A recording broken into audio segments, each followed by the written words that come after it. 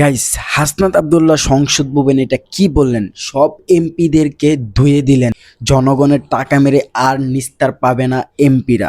হাসনাত আব্দুল্লাহ সংসদ ভবনে সব এমপিদেরকে ধুয়ে দিলেন। তো ভিডিওটা শুরু থেকে শেষ পর্যন্ত দেখবেন হাসনাত আব্দুল্লাহ কি বললেন এমপিদের বিরুদ্ধে।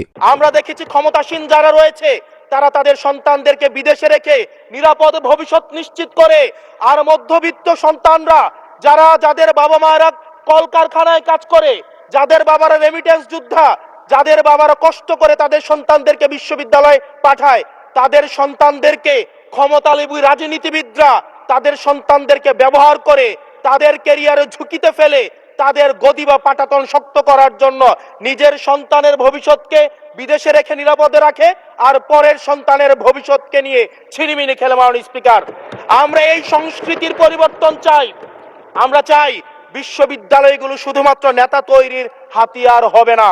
এই বিশ্ববিদ্যালয়গুলো গবেষণা, বিশ্ববিদ্যালয়গুলো পাঠ চর্চা, বিশ্ববিদ্যালয়গুলো সেখানে এক ধরনের মনস্তাত্ত্বিক সমৃদ্ধি, এবং সেখানে আমরা যেখানে গবেষণা হবে সেখানে আমরা বিশ্ববিদ্যালয়গুলো থেকে বুদ্ধিজীবী গবেষক আমরা বাংলাদেশকে এবং জাতিকে উপহার দিতে পারবো।